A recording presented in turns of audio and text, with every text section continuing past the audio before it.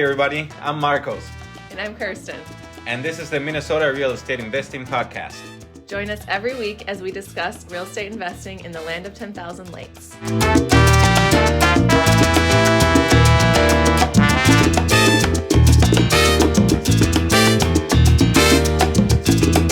So right now, I know you guys have the STR, that's the duplex one, right? Yep. And is that what you're managing Yes. right now? Okay, Yep. cool.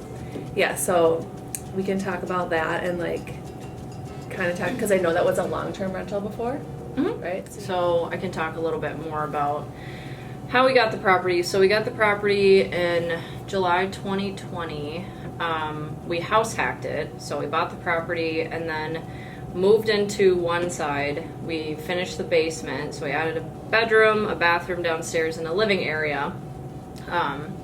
Bought the property for, I think it was like $395 or something like that in the 300s. So for a duplex, that's pretty good. Yeah. In Minneapolis. What year did you buy it again?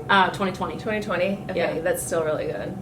Was that the one that you got? Oh no, you guys bought that, and I remember the whole deal with that one. Yep. Yeah. Okay. Yeah, and we got that just from doing ringless voicemails. Yeah. So somebody actually answered a ringless voicemail and then said, "I'm not selling, but my neighbor is."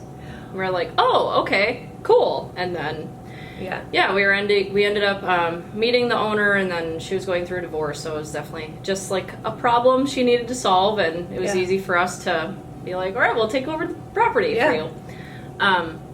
So we moved into that side, did house hacking. I lived there with my husband and then my sister Amanda and my brother-in-law Daniel. So all four of us were living there. It was kind of cramped, but we made it work. Yeah. We were able to paint it, upgrade a lot of it, and then Amanda and Daniel moved out. They got their own other property, and then Jake and I, we pulled a home equity line of credit on it, Okay. and then ended up using half of that to buy our personal property now in Edina. Nice. Okay. And then for the side that we were in, we found long-term tenants who are great. And then as Jake and I were closing on our house, we didn't know this was going to happen, but our tenants on the other side were like, "Hey, we found a house. We've offered on it and it's been accepted, so we're closing at the end of May." And we were like, "Oh, okay." Thanks for telling us you were looking for. Yeah, as we were closing on our Edina property, so we were like, "Okay, Oh yeah, and well." that factors into your loan officer and everything that they are calculating to qualify for your loan. Yeah. Yeah, but we were going to close before they were going to move out, so Okay. we were just Good. all right. Yeah, these things happen. Yeah. Yeah, and we didn't anticipate it, but so we had the long-term tenants move in on the side that we were living in. They pay $2,000 a month on that side, and then on the other side, Amanda was kind of just like, "We should do a short-term rental," and I was like, "Okay." So from the HELOC that we pulled, we used half of that money to renovate the other side because it needed some updates in the kitchen, and we didn't add any bedrooms or anything like that. But we were able to convert that side, look super nice, fully furnish it, and then we just threw it on Airbnb in October, and it's doing really well. So the other side, we have to cover $900 for that, so the total is around $3,000 for the mortgage and everything. Okay. But yeah, it's doing very well. Hi everybody. Today we are here with Jenny Rojer, and we're going to talk about short-term rentals and everything that surrounds short-term rentals in Minnesota, and just kind of have a little chat about what she's doing and what she's seeing in the market. So thanks for coming on the podcast Yeah, today. thank you for having me. Yes. So first I kind of want you to tell us, who you are and your real estate story, if you want to go into that. Sure. Yeah, so my background is actually in higher education. So long story short, went to the University of Minnesota Twin Cities, majored in psychology. Me too. And then while I was there, kind of decided to dip into higher education. Did a year of service with AmeriCorps. So I was doing college possible coaching. So I was a college coach helping students with their financial aid, making sure that everything was going okay for them to get from the start of the semester to the end of the semester towards graduation. So that's what I was doing. And then after doing that for a year of service, I decided to go to graduate school, got a master's degree in higher education administration. Did that for a total of 5 years. And then while I was in graduate school, I started learning about real estate investing.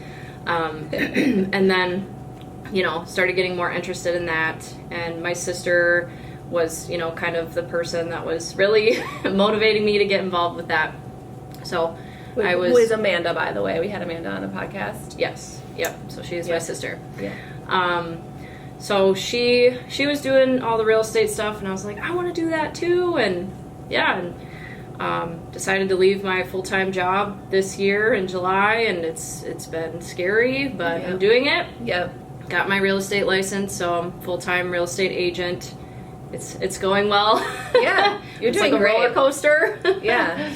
Just of emotions and stuff, but yeah. And we'll link Jenny's Instagram and stuff because you have a great Instagram account. Thank you. And yeah, she's really good at social media. So I try.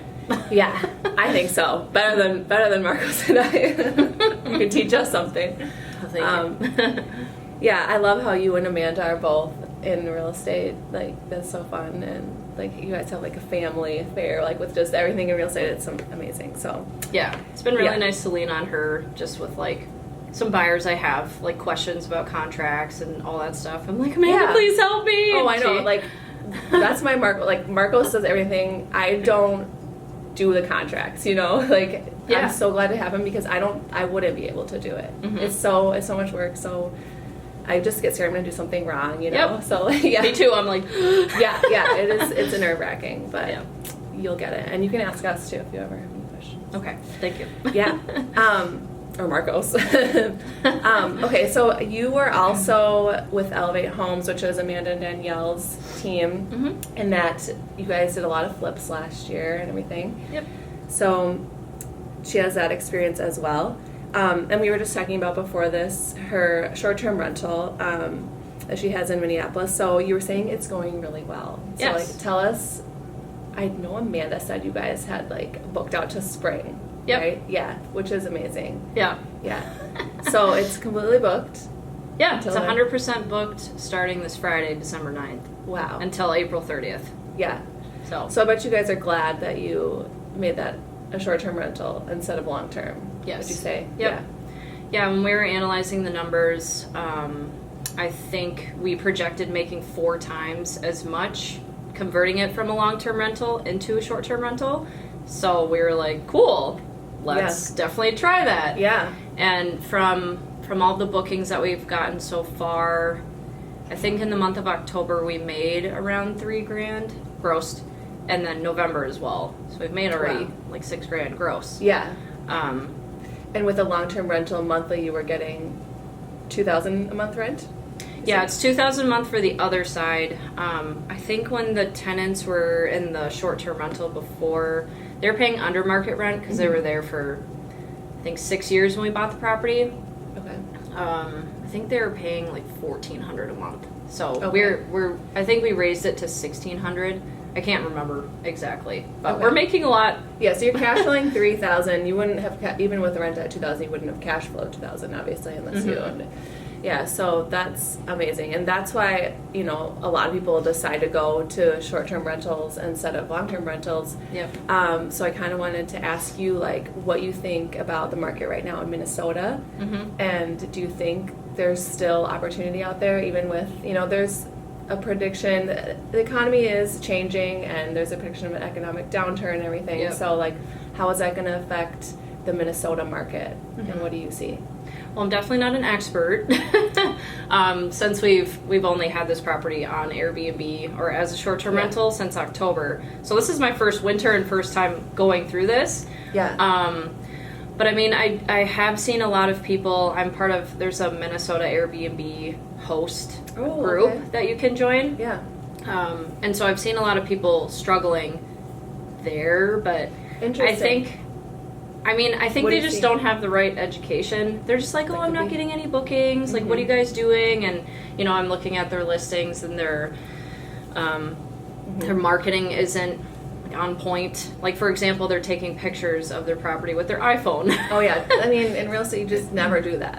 No, that's a big no. Yeah, you definitely have to invest in photographers Yeah. and, you know, 100%, because especially short-term rentals, right? yeah, and pictures do all your marketing for you because people are looking at your listing and flipping through the pictures. They're not reading everything, surprisingly. You'd think that people are going to read everything, and, you know, so you kind of have to cater to that. But a lot of people are struggling. A lot of people don't really know how to handle pricing and, you know, be strategic about that. Yeah. Which is something I'm trying to figure out as well. But it's going...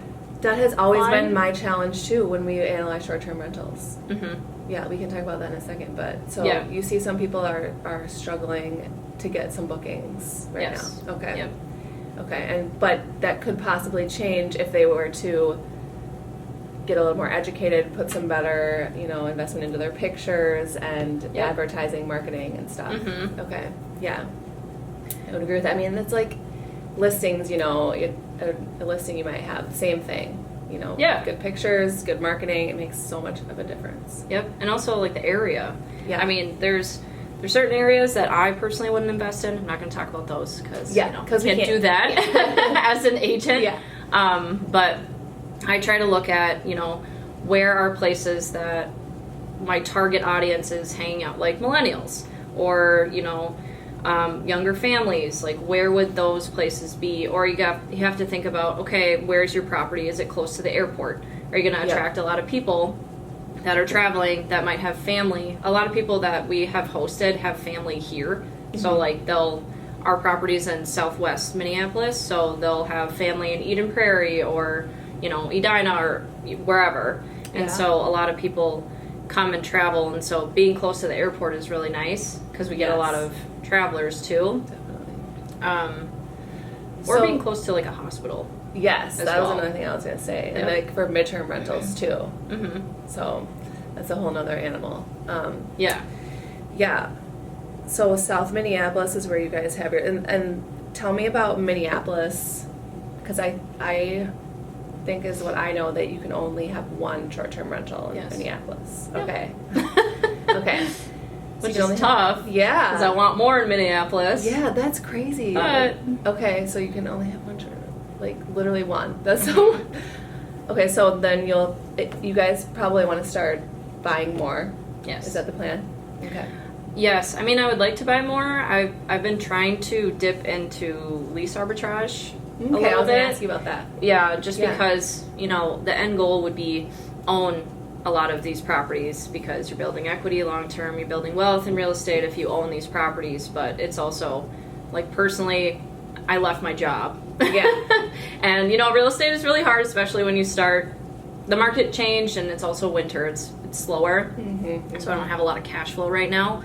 Yeah. And then my husband was the one that holds the note on the duplex. Okay. So he has 2 mortgages under him, and it's a lot. I feel like if we tried to apply for another mortgage, it would be, probably wouldn't be able to get it. We can partner with other people too, but, and so for lease arbitrage, I'm trying to find properties that, you know, have rent from anywhere between $900 to $1,500 a month. I've been also trying to target those that are furnished already. Yeah. But I mean, I need to try a little harder, but I need to reach out to more people. But the people that I've contacted, they don't really seem to understand what lease arbitrage is. Yeah, tell us about that, I was going to say, for those who don't know. Yeah, so lease arbitrage is where you contact a landlord that has a property that you're interested in to rent out as a short-term rental, and then you kind of negotiate with the landlord about maintenance, mainly, like how is maintenance handled. If I were to do lease arbitrage on a property, I would talk to the landlord and say, hey, I'll handle small things like changing a light bulb, or, you know, if a doorknob is loose, I'll fix that. But if it's a bigger issue, like the furnace goes out, then the landlord or the owner of the property needs to step in and fix that, because that's not my job, because I'm the leaseholder. It's kind of like you're just, it's like you are subletting, basically. Okay, so it's probably not a normal contract that you sign, right? Do you have to come up with, like, do you show the landlord some other, you'll probably sign their lease and then bring some other type of contract in? I haven't done it yet, so I'm not. Yeah, I know you sign a contract with your LLC, so it's your business LLC that you're signing the contract with. So it's a corporate lease. It's not a regular lease. Like, it wouldn't be under my name. It'd be under the business name. Yes. I haven't gotten that far yet. Okay. Yeah, because I haven't actually talked to anyone about that or, like, looked into that either. So, that would be a good thing to find out. I've heard a lot of people doing lease arbitrage, and I know I was talking to another investor in the Renatus community, actually, and she wanted to do lease arbitrage, and she knows another woman here in Minneapolis who has, like, a few properties that she's done, and she does really well doing that. Oh. So maybe I could get you guys in touch. Yeah, that'd be great. Yeah, so it can be done, and it's a great way to, especially with those landlords maybe who, like, have their property under market value or something, like, which a lot do, which is crazy, even with rents the way they are. So so you're looking for them furnished, which surprises me a little bit, because as an interior designer, I know how important know the decor is and stuff. So do you think in those, are you looking for properties that have, like, good furnishings? Yes. Okay, so they have to be good enough for you. Yes. Because I know some people, they're like, oh, it comes furnished, and you're just like... No, I'm definitely looking at the pictures and thinking about, would this be somewhere, that I would want to stay if I was going on a vacation? You want to make sure you have... Yeah. The furniture doesn't have to be, like, top quality, but it has to be, nice. Yeah, and maybe if you just got, like, the couch or something in the bed, and then you can, like, bring in other stuff that, like, elevates it a little bit. Yep. Which would be, Yeah, another thing I've been trying to do is reach out to landlords to first talk about lease arbitrage, and then if they're like, no... Because there was this situation actually this week. I went to someone's property that was furnished, but her property is on Airbnb, and I didn't notice that. So when I went there, I originally went there to talk to her about, leasing out her property for Airbnb. Yeah. And then I was like, oh, you're actually on Airbnb. Okay. Yeah, so never then, mind. So then I pivoted to talk about co-hosting. So that's another thing that I want to tell me about that. I don't know much about that at all. Yeah, so just pretty much approaching the landlord or the property owner and being like, hey, I'll take care of, guest communication. I'll automate that. I will take care of managing the cleaners. I'll take care of if there needs to be a handy person coming in and doing some, like, fixing. I'll manage that. So I'll do pricing strategy. I will create your listing on Airbnb. I'll manage the photographer coming in doing the listing photos. Basically, I take everything to manage the property off their hands and then do it for them. And I think it depends on how much you're doing, but you can make 15 to 25% of their monthly. You're sort of like a property manager in a way. Yep. But you can get around it because some brokerages don't allow that. But you can get around it by saying, oh, I'll be a co-host. So I'm not a property manager. Yeah. I'm a co-host. Like, the owner, the host, is still responsible for everything. That's interesting. That just made me think about something, because so Marcos and I have analyzed, for last year we analyzed a few properties to do short-term rental. We decided that we don't really want to go that route because it was really hard for us to make the numbers work with the way the housing market is, and we wanted to have a property manager come in and do it all because we were looking up in the Brainerd Lakes area. Yeah. And they were asking, I think it was like 25-30% for the property management, and that just ate up all of our cash flow. So you just made me think about, maybe you could find someone like you who wants to co-host and take, only 15%, and then your numbers can work, but it's still a more passive investment. Yep. Yeah, that maybe we'll look at. I know. I don't know, the short-term rental, like, I love the idea of, like, making more money. But it isn't as passive as long-term rentals. It's a lot more work, and so I think it that's depends. what's deterred me. So tell me about if you have your system set up right. Like, I learned how to do short-term rentals from the Renatus classes. So watching Jay Massey, he walks you through how to set up a property from literally A to Z. How to set up a short-term rental, how to talk to landlords. For lease arbitrage. This was a little bit different because we already own the property, so it was nice to just convert it into a short-term rental. But honestly, I probably spend like 2-3 hours a week on my property. Like, I don't. That is not bad at all. Yeah, for the amount of returns you're getting more than a long-term rental. That's not bad. Yeah, and it's nice because our property is literally like 7 minutes from where I live. So if I do need a run over, I could just run Yeah. over there. And that's why I also like co-hosting, because you can co-host remotely. Where if you're co-hosting in a different state, here Minnesota, I want to co-host like in Florida. That would be nice, Yeah.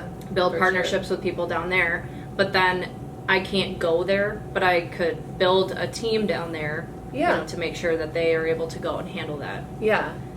So would you like build a business down there and kind of have it marketed as property management, or would it be more of like specifically just co-hosting? Co-hosting. Interesting. Okay. Yeah.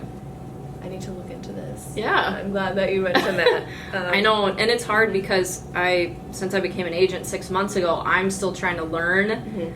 Like, coming from a 9-to-5 background, I had everything just set up for me. I'd go to work, at 8, I'd go home at 5, and then I would just be like, okay, I'm done with work. Yeah. Now it's really Totally. hard. No, it's really, and I thought I was a more disciplined person. Yeah. And I thought I was better at time management, but I'm realizing, okay, I do need kind of a structure, but it's hard for me to be like, okay, in the morning I'm going to work out, because then if time is getting away from me, I'm like, well, I'll just work out later. So I Yes. push things around a lot. That happens.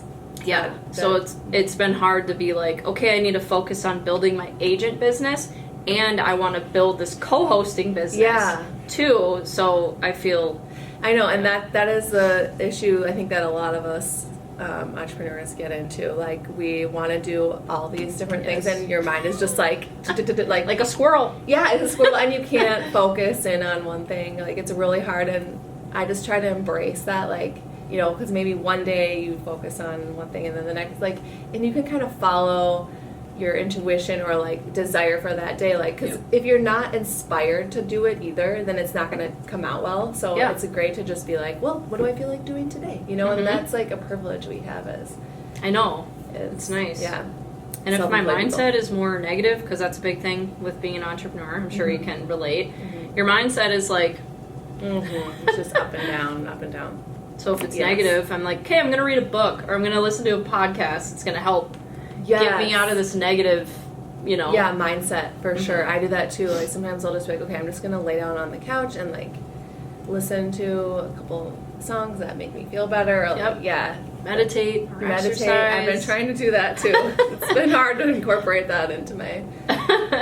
Yeah. Oh, okay, so I kind of want to ask you about, are you looking at deals that are on the MLS for short-term rentals at all? I have looked a little bit on the MLS, because you can search residential rentals. Yeah. Well, not for arbitrage, but an actual just listing that's out there. Do you ever go and see run the numbers and see in our market if it's going to work or not? If you find something in Crystal, for example, next to the hospital, would you? Yeah. Yeah. I mean, I haven't necessarily plugged in numbers in a spreadsheet, so I feel like I'm not great at doing that. But what I try to do is I find a property, if the listing photos look really nice, then I will hop on Airbnb and see, if there's properties on Airbnb in that area. Yeah. There's also something you can use called Price Labs. Yes, Have you heard I know of it? about Price Labs. And they have market dashboards. So if you're paying for Price Labs, you can plug in an address, and it will give you all of the data, like occupancy every night. It'll compare, it pulls comparables for other properties. So I've been using that a little bit. Honestly, I haven't we really use that looked too, and you have much, to pay but $10 per property. Yeah. I don't know. Maybe is there some free part of it that you can see and just use? Because I know AirDNA you can see some too, but you also have to pay for that. Yeah, and I've thought about getting AirDNA as well. I just haven't really, sat down and looked at the pricing and everything. Pricing. That's what we should talk about, because pricing is that's one of the reasons too why I am more hesitant to pull the trigger on an STR, because of pricing. I can easily find comps for long-term rentals, and even if I go on AirDNA or Price Labs, I'm just I just don't know. I don't know. They're all over the place, and I'm scared because it's a risk. Any investment is a risk, and you want to make that calculated risk. Putting your numbers in. Okay, I can rent this for average $250 a night or whatever. But so tell me what you think about that. So for pricing, I've been using Price Labs. So on Airbnb, you can do, I think it's called smart pricing. That's what it's called. But I kind of stay away from smart pricing because Airbnb is more guest friendly, which makes sense. You know, people, their customer base is guests that are traveling or, you know, renting short-term rentals. So they're not as host friendly, I've heard. Yeah, I've heard that too. Yeah. I've heard other things about Airbnb. I don't remember what it was I read like yesterday that something is going down. Yeah. I know they've made some changes. I haven't really had time to look into that yet. But the smart pricing is more for guests. So, you know, helping the guests get a better deal. And, you know, I'm all for that because I do use Airbnb myself when I travel. So, it's great. But as a host, you're like, well, I want to maximize how much money I can make. It's not all about making money. It's about, you know, hospitality and making sure people have, you know, offer a good better experience. Product, and it's going to be a little more expensive. Yep, exactly. So I've used Price Labs I try once a week to look at the week ahead and see if I don't have bookings. I'll lower it for the next 7 days. And then that's helped generate bookings as well. Yep. When I first started out on on Airbnb in October, I priced lower because we needed reviews. Yes. So that makes sense. Okay. So and starting a business. Yeah, and I didn't price too low because, you know, I didn't want to get the bad guests or, you know, people that are like, oh my God, this is really cheap and this is really nice, and they're going to come in and ruin it. Yeah. So I made sure to look around and see what other people were, you know, what their prices were, and then Price Labs helps you figure that out as well. Okay. So Price Labs is really nice. Yeah. Yeah, I remember we were analyzing one up in Motley in, I think it was last May or June, and we did Price Labs and we paid for the $10, and like at the end of the day it just wasn't enough, like, and there wasn't enough comps either, you know. Like we knew that we could rent it out for probably more than the comps are showing, but it wasn't on a lake, so it was like catered towards like hunters and like ATVers and the more specific group that all the other properties were on lakes, you know. Yeah. So there's those things that you run into that make it just a little more complicated. Yep. You know. And I heard too a guy once say, hey, if there's a hotel in the area or resort like where you're buying your short-term rental, then that's probably a good area to buy in. Like, don't buy in an area where there's no hotels, because like that means no one's visiting there, you know. Yeah, and you want to make sure it's close to things. You know, you don't want to get a property in the middle of nowhere. Like, maybe it'd be really cheap, and you know, but you really got to think about, okay, who's gonna drive if it's like 2 hours away from something? Yeah, unless it's like a super like novel or like a special type of like resort or retreat or something that you make it into with like yurts or something. I don't know, you know. Yeah, or like weddings too. So you guys are looking for properties close to wedding venues and the Hastings and the Cottage Grove area, or kind of like further out of the cities, because I don't know. It's just, I think I was in, do you know MNREA? Minnesota Real Estate Investor Association, so I'm a part of that. They have a monthly women in real estate group. So I was on that group one time, and this woman was talking about short-term rentals being near wedding venues. Yeah. So that's kind of where we got that idea from. We were like, oh, that's actually really smart, because there's always people getting married. Always, and all their guests are coming, like all around the world or the country. So, okay. Yeah. Have you guys found anything? Not yet. Not yet. Okay. But you're kind of looking, are you looking at the MLS or just off market or anything? Well, Megan has taken on that project a little bit, so I don't really know. She's probably looking on the MLS. She's an agent as well. Yeah. Or, okay. Other search websites. Yeah. I know that right now, I mean, MLS is harder to find short-term rentals, but so we were looking to, we put an offer in our property. It was in Robbinsdale. It was like right in the main street of Robbinsdale. It was a really beautiful townhome, and I thought, like, wow, this is in between like two major hospitals. Like, or there was hospitals all around. You could go to Maple Grove, you could go to North Memorial, you could go all over. So we were really close to buying that, but I I couldn't do it with, like, what I'm talking about with the pricing, you know, like, I just couldn't do it. I know, it's definitely, It's scary, but I think you kind of, definitely don't get into something where it's not going to work. Definitely try to be strategic about it, but like for our property, we just kind of went for it. Yeah. Well, and you guys got that at a really, really good price. We too. did. So yes, we'll probably never refinance. Yeah, no. Yeah, that deal was amazing. I've heard the story about it, and like, you're so lucky for that. And yeah, that, you know, that one's easy because you could do long-term, short-term, and that makes me think about when you, not for arbitrage, but if you were to buy a property outright, would you want it to also work as a long-term rental, or do you think it's okay to buy it just numbers working as short-term?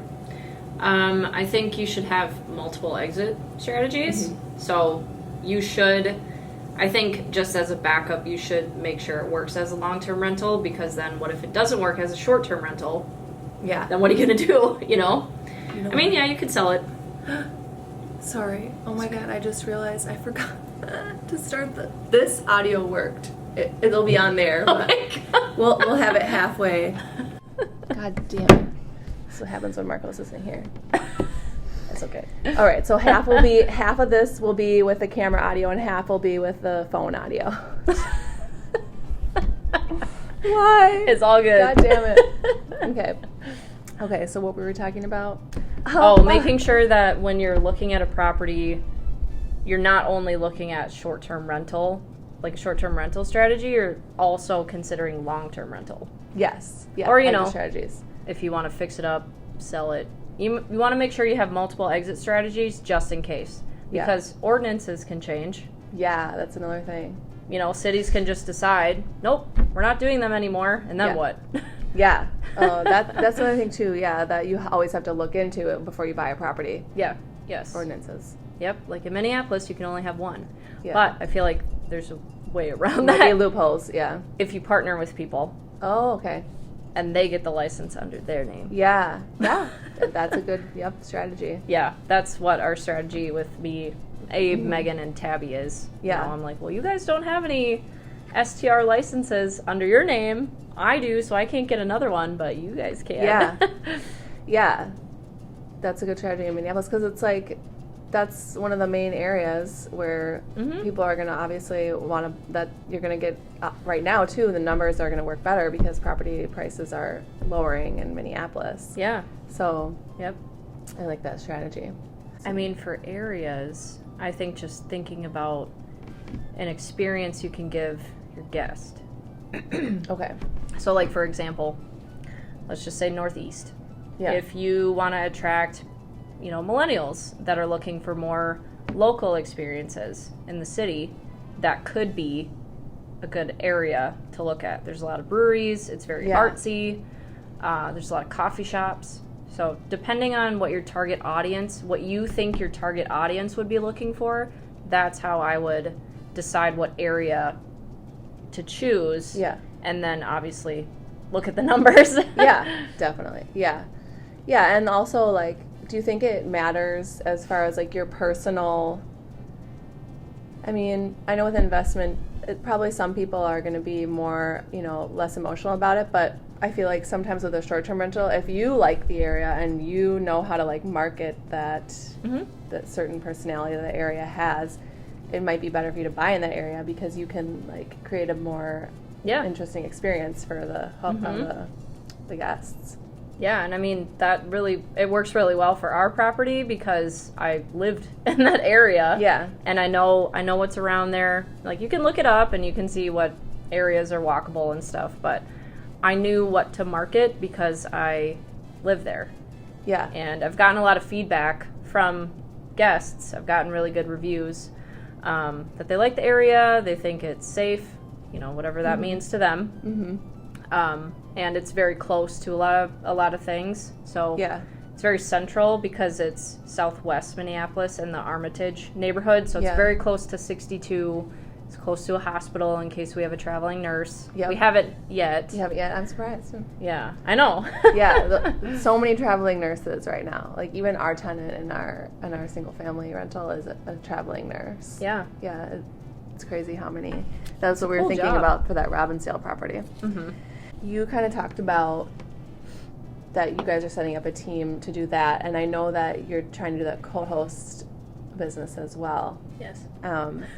So trying to do a lot of things. Yeah, that's awesome. I mean, do it. Just kind of get your hands in everything until like something just like Yeah. clicks. Very multi-passionate. Yeah, me too. Well, self-employed people are, right? Yes. So I'm curious, do you know of any other like short-term rental management businesses in the Minneapolis area or even in Minnesota? Because I haven't seen any. There is one that I've looked at their website. It's called Ministay. MINNESTAY. Yeah. And they have a lot.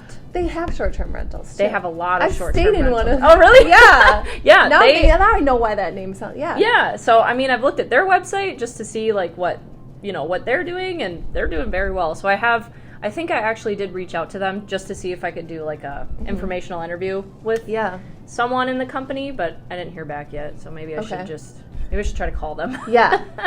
Yeah. But just to interview them and, network with them, make that connection and just learn What they do, yeah.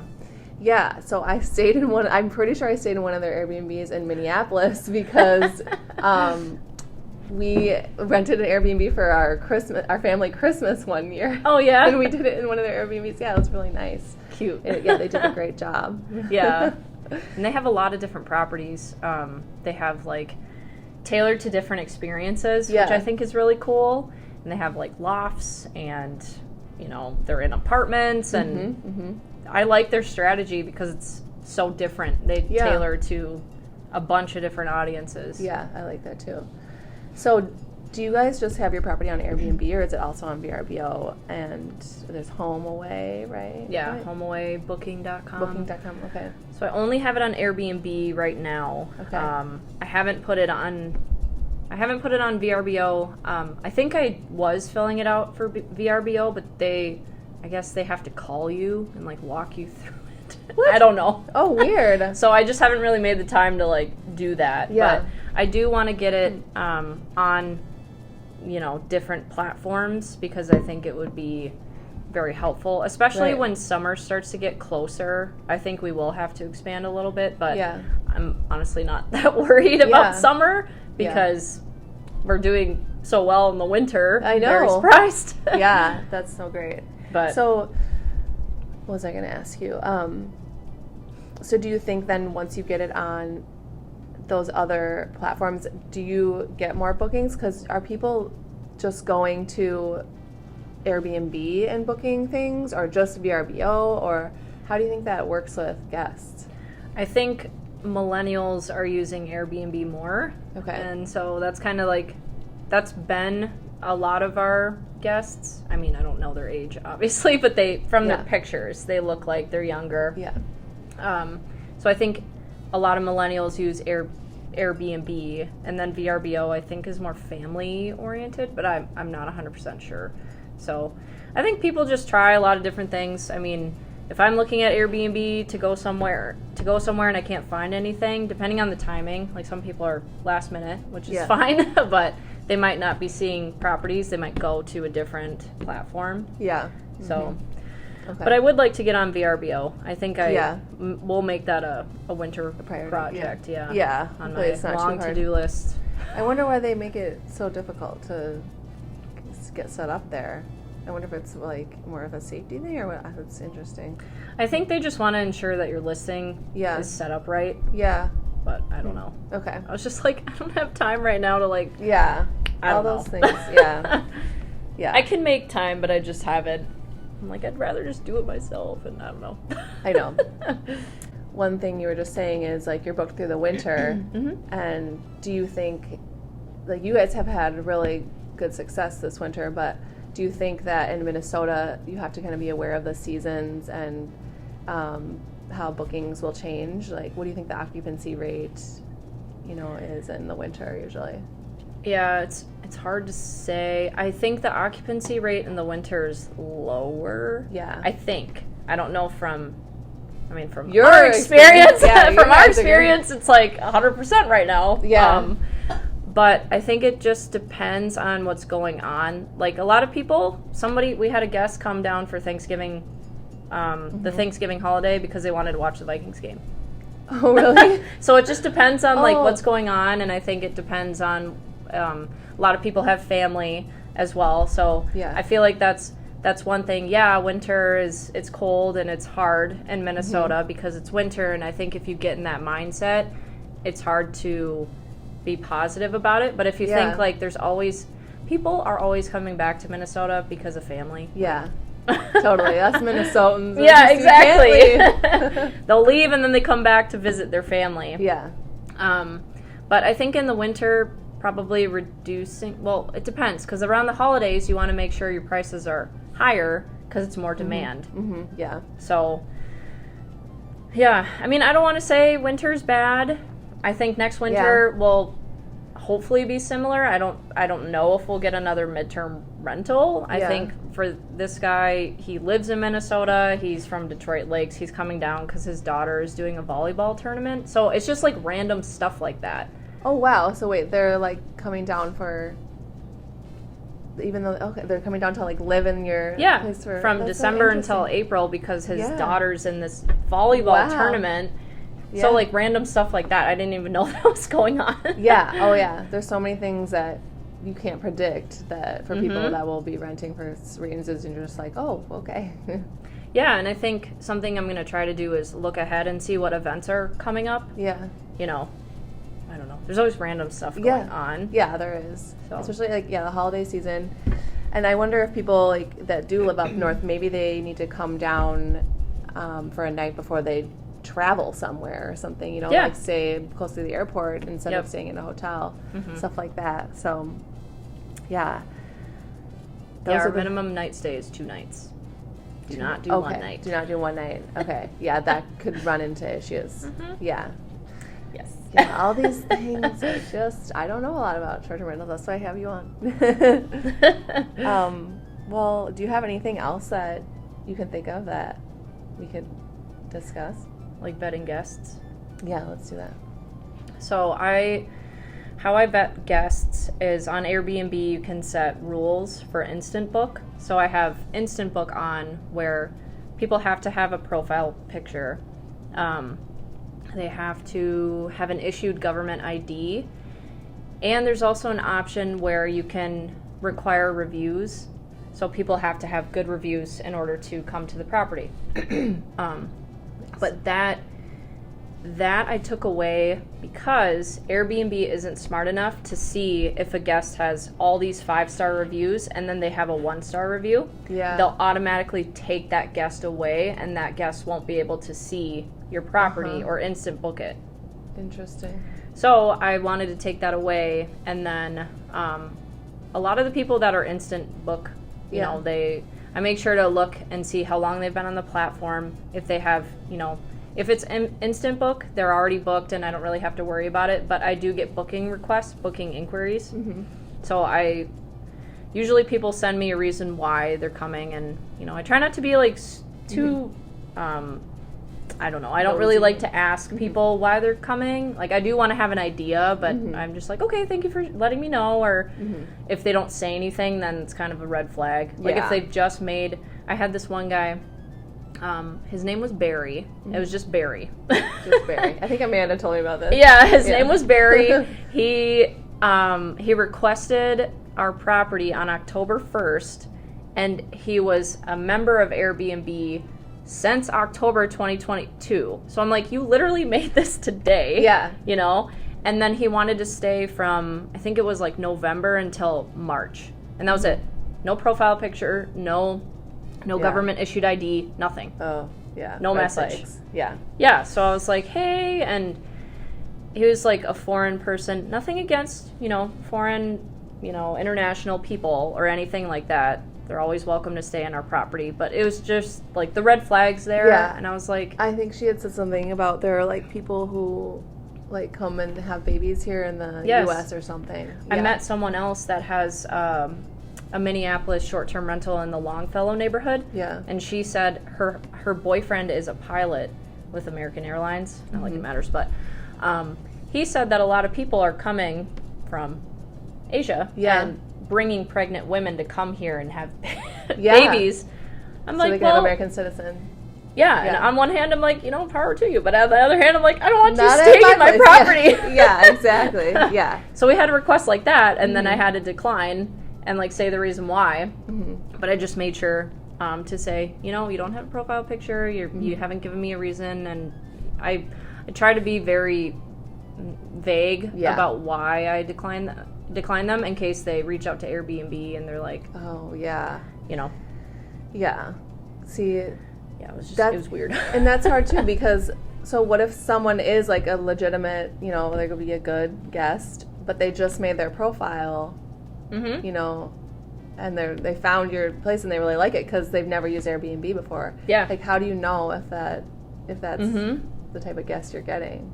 So I had this this woman come for the weekend with her best friend. That's what she said. She just said, "Oh, we're coming. I think they're coming from Chicago," and she's like, "I just want to come visit Minneapolis." And she had I think her Airbnb profile was made a couple months before, but she had a picture. She had a government issued ID. She was communicative with me. That's kind of how I gauge it. If they're communicating back and forth and, if there's no really reason for me to say no, then I'm like, well, you don't have any reviews, but I'm just going to go for it. Take the chance. Yeah. And it ended up being fine. She was great. Yeah, because I think about myself and, I've used Airbnb. I think I have reviews now, but, like, I haven't used it for years, and so I don't know how things have changed, but it makes me think about, I wonder what the people, think about when I'm booking their property, Yeah. Obviously we'd be great tenants or whatever. Yeah. Guests, because, but that's interesting. I know. I think I have, like, two reviews from when I went to Europe. Yeah. So that was cool. Yeah. Said I was a great guest. Yeah, of course. I know. So do you think you would ever have short-term rentals out of state? Yes. Yeah. Okay. That's a goal. It is a goal for sure. Yeah. Areas like probably Florida. Everyone wants a... Yeah, definitely warmer areas. Because Minnesota's cold. But yes. And then you can go there and enjoy exactly. rental yourself. Yeah. Or just areas that I've either been to and, like Colorado. I would love to have a place in Colorado. Yeah. Because I like hiking and I like the mountains and I like the nature. So... And it's a cool city. Denver is a great city. Yeah, I could see you, like, living in Denver. Yeah. I don't know why. I just see you, like... Yeah, I know. When I went there for the first time, I was like, I could live here. Yeah. I actually went to University of Colorado at Boulder for my first year of college in 2009. Tells you how old I am. 2009 is when I graduated. 2005. Oh, okay. I graduated from the U of M, actually. So I went 2005 to Boulder and then came back here to... University of Minnesota. Yeah. And I went back again for interior design later. But yeah, I loved Colorado. It's so pretty. It's so nice. Yeah, it's beautiful. Yeah. My aunt and uncle also live out there, so I could live there too. I know. I want, like, Marcos is like, if you could live anywhere in the world, where would you live? And I'm like, that's so hard. Multiple places. Like, don't just make me choose one. Because he was saying how Minnesotans usually just pick like somewhere in Minnesota, which is so funny, because like we're like don't think like we're just so tight knit Minnesota, like everyone wants to stay here. So funny, like kind of the nostalgia of being Minnesotan. I know. I was talking to my sister. I'm like, so many people leave Minnesota and they come back always. They always come back. I know, it's so crazy. Like, why? Family. I swear that's why. Like family, and I think the job. The job economy is good. It and is. There's really good. I don't know.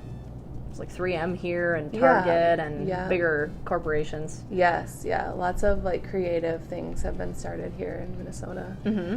I know a lot of people have tried to move to Florida. I'm in this group on Facebook, and they've like wanted to move to Florida, and then they end up moving back here, and like even though it's nice and warm down there, like, and I've thought about moving to Florida too, but then when I go there, I'm like, it's just like it's not as pretty. It's not as there's something about the landscape and everything here. I know. It's just I know. It's like something in the air that keeps us here. Yeah, and we gotta make our short-term rental guests do that. Yeah, exactly. Like I love up north you can make your your short-term rental have that like Minnesota like Yes. quintessential feel with The cabin feel? Yeah. Cabin and like, you know, all the like paddles and all these like decor and stuff. I would love to have a short-term rental in Duluth or just up 2 harbors or whatever. Yeah. Like that. I saw It's one of my goals. I saw an off-market property right next to the water in 2 harbors. I should send it to you because it was only like $160,000. Oh. Yeah, and it didn't need that much work. Yeah. So I thought I saw that and I was like, oh, this could be a short-term rental, but no, I'm not doing short-term rentals. But anything I see, I'll send to you. Yeah, I mean, if you want to do short-term rentals and you have questions, I don't know everything. I'm still learning. Well, I'll send it to you. Maybe you like, you know, somebody or you want to buy it. I don't know. Yeah, I mean, I'll figure something out. Yeah, figure something out. Well, we can also talk to you about, Marcos and I can talk to you about, we have some lenders that could help you, and you could always do like commercial. Yeah. It's another option, but I feel like for me, I get stuck in the mindset of like, I don't know what I'm doing, but I think I've been trying to, I'm somebody that doesn't like to take a lot of risk. yeah. Like, I'm more like, I don't know, like, I'm gonna just, you know, I'm just not gonna do that. But I'm trying to be like, no, let's take risk. Like, Yeah. if you get yourself into something that's not necessarily bad, but like scary, I know I can figure it out. Yeah. Like, you I've can. figured out so many things in my life, and I'm smart, I'm strategic. Like, I know that, and I have people that I can lean on. You know, I have a lot of people I know that are investors, and I can just, Yeah. you know. Yeah, and when you take calculated risks, like in real estate, that's what we do. We take calculated risks, and that just that puts the risk level down so much. Yeah, You know, because and- it's backed by numbers. It's backed by numbers, exactly. Yep. Yeah, so we are very conservative with the risks we take too. You know, and that's why we've steered away from ourselves, because we didn't see any deals that were working. But we look mostly on the MLS. Yeah. But you know, you have to still be comfortable with the risks you're taking. But Yeah. you can always figure it out, and that's why I know that was the other part that I wanted to ask you about the long-term rentals, because for us it was like we would never buy something that couldn't also work as a long-term rental, because you can always get a long-term renter in there, you know. Yeah. So And, you know, if you're getting like a commercial loan, Yeah. the lender might want to see what's the market rate for rents, you know? Yeah. So you can qualify, depending on the price. yeah, yeah. Okay, well, I think we've kind of gone over everything. Sorry about the audio being like half and half. I can't believe I did that. Oh, God damn it. I said I wouldn't do it again. But if we need to record anything again, I can come No, back. they'll be able to hear it. It's just not as good, but it's still you can hear everything. So we're all just Sorry, learning. Marcos. Yeah. You know, we're all just learning, like, nobody's perfect. Like, that's the only thing I always, like, I'm such a perfectionist myself, and, like, being a self-employed person, it's really hard being. It is hard. And I've grown a lot just being, like, fuck it. Like, you know, like, sorry, I don't know if you need to bleep that out, but, like, I swear a lot. So, yeah, so you just have to just, you know, keep going, keep moving. You do the best you can. Yep. That's how I felt about coming here and talking. I was like, I didn't do any preparation, but you know what? And you don't need to. I'm just going to say whatever comes to mind, and it was fine. Yeah, it is. It is fine, you know? And, yeah, so thank you, everybody, for listening. We will see you next week. Bye.